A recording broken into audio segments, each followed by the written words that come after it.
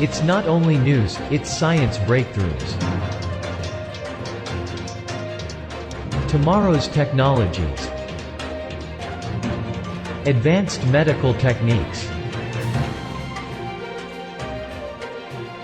It's a glimpse into the future where we discuss artificial intelligence, Earth and energy, enhanced humans, future society, health and medicine, space, robots and machines. Welcome to Science Bytes with Joe and Craig.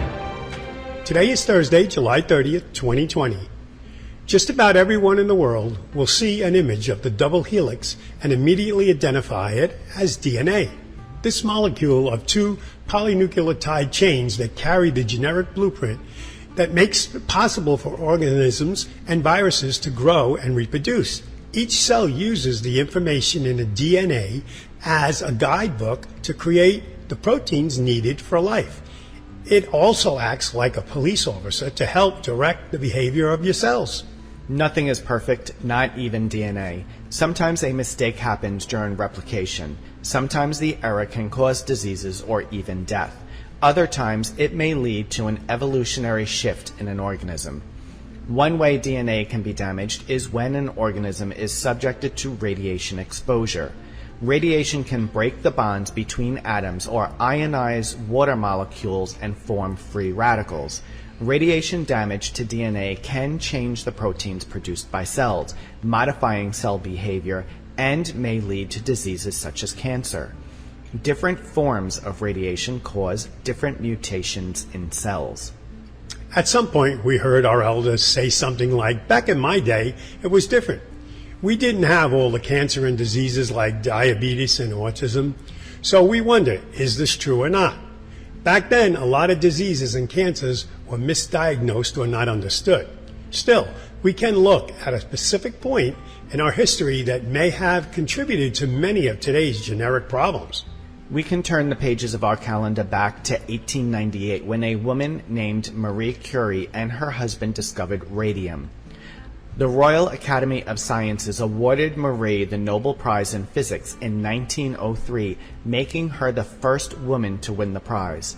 She earned a second Nobel Prize in 1911 for isolating radium and discovering the rare and highly radioactive element polonium, and also for her research into the new wonder of radioactivity, a word she coined herself. You know why she won so much? Because she was very visible because she glowed. Probably. The effects of radiation on the body was not well known in 1910 when the United States started manufacturing radium synthetically. Humanity's lack of knowledge allowed radium to end up in a lot of horrifying places, like chocolate. Yep, I said chocolate. The radium chocolate chocolate bars were produced by Burke and Braun from 1931 to 1936 and promoted it for its rejuvenation power. During the same period, the Hipman Black Bakery made radium bread from radium ionized water. Another manufacturer created a product that indicated it can cure impotence, arthritis, and smooth out wrinkles. The product was called the Revigator. No messy powders or sticky creams, simply drink a gallon of water that was fermented in a radium-laced bucket. The world quickly became obsessed with the new element and began showing up everywhere. How about showing your child radium in action with a toy called the Radium Scope?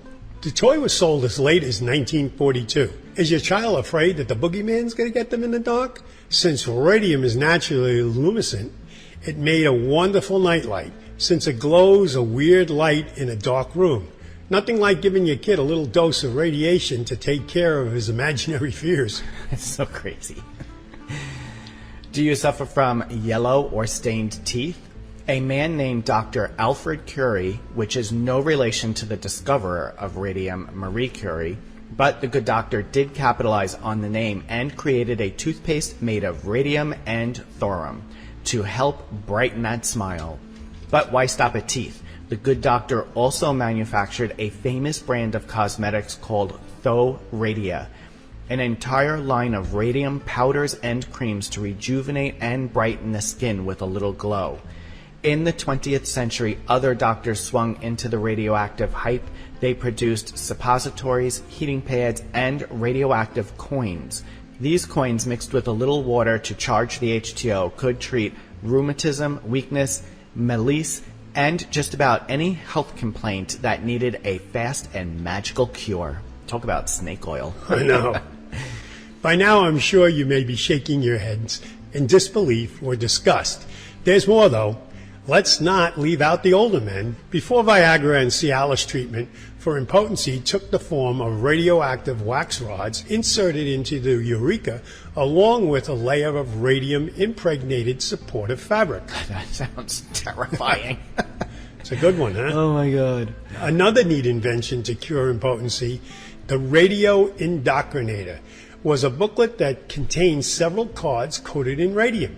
All you need to do with this is wear it inside your undergarments at night. Unsurprisingly, the radio indoctrinator inventor died of bladder cancer in 1949. It just gets worse as you go on. I know. The roaring 20s and fabulous 30s saw the onslaught of radium and its radioactive cousin radon hit health spas. So, did you have a rough day? Men and women could simply allow their troubles to flow away with a relaxing soak in radium mud, then rinse off in warm radium water, and finally lather on a coat of radium cream. So when you left the spa, you felt clean and soft and kind of glowing. And if you were the wealthy sort, you could afford to travel. You could be the elite patrons of the healing room, which was nothing more than a radium mines or radium caves. Definitely could find your woman in the dark. Yeah, you're not kidding. Between 1917 and 1926, a company called U.S. Radium Corporation employed more than 100 workers to paint watch faces and clock faces with their patented undark luminous paint. The paint contained a glue, water, and radium powder. Workers shaped the paintbrushes with their mouths to maintain a fine point during painting. Some workers used the material to paint their nails and teeth, and some of the younger girls painted their bodies with radium for school dances. 5 radium girls stepped up and sued the U.S. Radium Corporation, which introduced labor safety standards and workers' rights. While history can't say how many employees suffered from anemia, inexplicable bone fractures, bleeding gums, and eventually necrosis of the jaw, we do know many workers became sick and died. The Radium Girls case settled in 1928, ending the practice of shaping paintbrush tips with the mouth. Radium was still used in clocks and toys until the 1960s. The former U.S. radium manufacturing plant is now a Superfund site. A Superfund site is polluted locations in the United States requiring a long-term response to clean up hazardous material contaminations. It is easy for us in 2020 to shake our head and sadly wonder what the hell our near ancestors were thinking. But from 1910 to the mid-1960s, radium was flowing around in our food and household products, not only causing cancer and sparking the increase of other health issues, but damaging DNA and causing cellular damage that may have been passed down to the next generation. You know, Craig, I still have a watch that all the dial face still glows in the dark. I know. I'm wondering if it was radium. I was thinking about that when we were doing this research. I know. Good thing it's in the safe. It is, and it glows in the dark. It does glow, and it still glows, and it will glow for the next 100 years probably. Yeah. Every time I wear it, probably my hand glows. Probably. Well, Craig and I are still not quite done with this topic yet. We're going to take a short break, and when we return, we're going atomic. What makes a rainbow bend? Where does the universe end? To know the world from A to Z. Discover science and technology. Where is the dinosaur? What's on the ocean floor? To know the world from A to Z. Astronomy, biology, chemistry, zoology, science and technology. It's fun, you'll see. Why is the sun so warm? What makes a winter storm? And what's a quadruped? Why is the planet Mars red? You'll find there's lots to know, exploring as you go, to know the world from A to Z. Discover science and technology. Astronomy, biology, chemistry, zoology, science and technology. It's fun, you'll see. A public service message from the National Science Foundation. Welcome back to the show. 75 years ago, a United States B-29 bomber dropped an atomic bomb named Little Boy on the city of Hiroshima in Japan. The bomb detonated 1,900 feet above an active medical center. The blast leveled everything in a 4 to 5 square mile radius with just 141 pounds of highly enriched uranium. The U.S. Department of Energy estimates 70,000 people died in the initial explosion, with a 5-year death toll exceeding 200,000 souls. President Harry Truman ordered the Japanese to concede or, quote, expect a rain of ruin from the air, the like of which has never been seen on this earth, end quote. After 3 days, a plutonium-based bomb dropped from an American warplane over the city of Nagasaki. The Department of Energy estimates over 180,000 people perished over the following 5 years. These events remain the only cases so far that humans attacking humans with nuclear weapons. Here is the scary fact. In our flesh, every one of us alive today still contains radioactive traces of the world's nuclear era. During this era, hundreds of bomb tests occurred in the open air, hundreds more detonated in oceans, and thousands of tests conducted underground. Needless to say, humans thoroughly polluted every part of our world. In 1963, the Partial Test Ban Treaty passed, putting a stop to American and Soviet atmospheric tests. Unfortunately, France continued these tests until 1974, and China continued them until 1980. The treaty protected the air, outer space, and the water, so countries continued testing underground through the early 1990s. In the 21st century, North Korea is the only country to detonate a nuclear weapon. A byproduct of the nuclear explosions in the production of carbon-14. When carbon-14 joins the atmosphere, it enters the food chain and gets bound up in the cells of living organisms. There was so much carbon-14 released into the atmosphere that researchers in 2020 can still detect it in the DNA of humans born today. That's right, it's inside us right now. That's unsettling, Joe. Still got it. Yeah. Fortunately, carbon-14 is entirely harmless and can be helpful to scientists. In 2013, Carrie Arnold reported for NOVA that this massive carbon-14 load between 1955 through 1963 still remains in the atmosphere. Scientists call this the bomb pulse, and it continues to make its way through plants and into the food supply. However, everyday carbon-14 decays. The slow decline in our atmosphere happens in a predictable way. It is this predictability that allows scientists to figure out how old a cell is. Using a mass spectrometer and DNA, scientists can check the results against the carbon-14 decay in the period since 1963. This technique has advanced our understanding of disease like obesity, diabetes, and traced the harmful progress of cancer. It also proved that brain cells continue to produce throughout a person's life.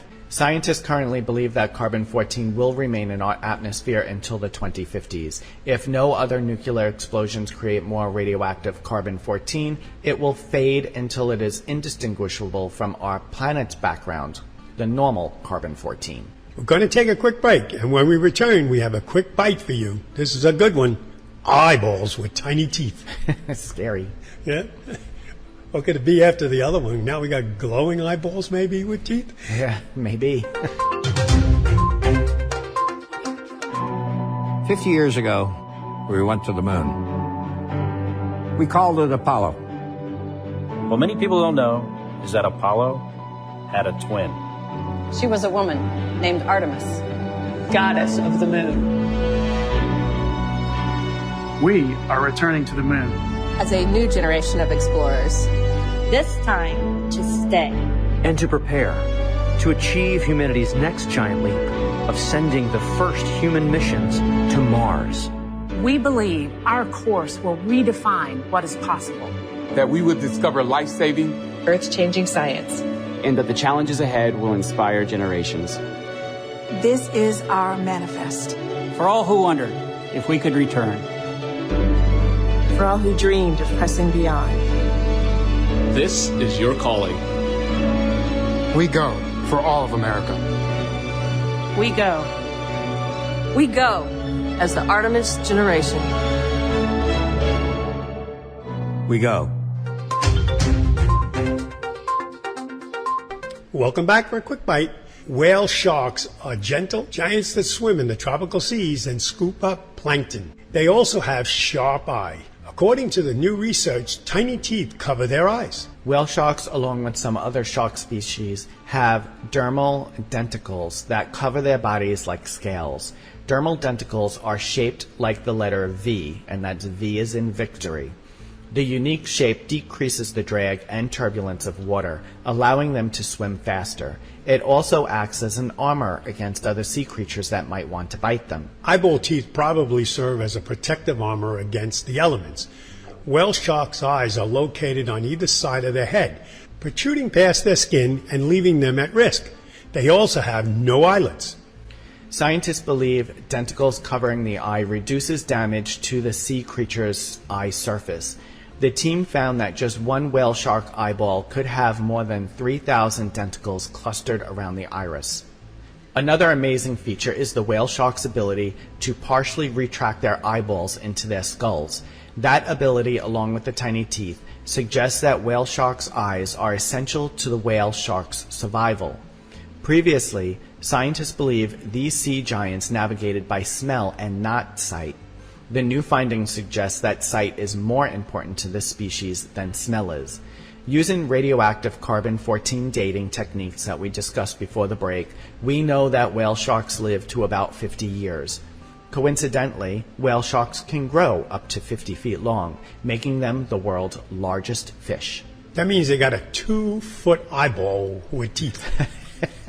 That probably glow. Yeah, that probably glow with all the atomic radiation in the water. Boy. Well, that brings us to a close of another show. You can find all our past shows on Apple Podcasts, Google Play, Alexa, Spotify, and so many other platforms, or just visit our website, mysciencebytes.com. Joe and I are grateful to our listeners for sharing our podcast with your family and friends. If you are new to our show, please subscribe or follow. It really does help move up our rankings so more people can find us. Thanks again for listening, and we will be back with a brand new show next week.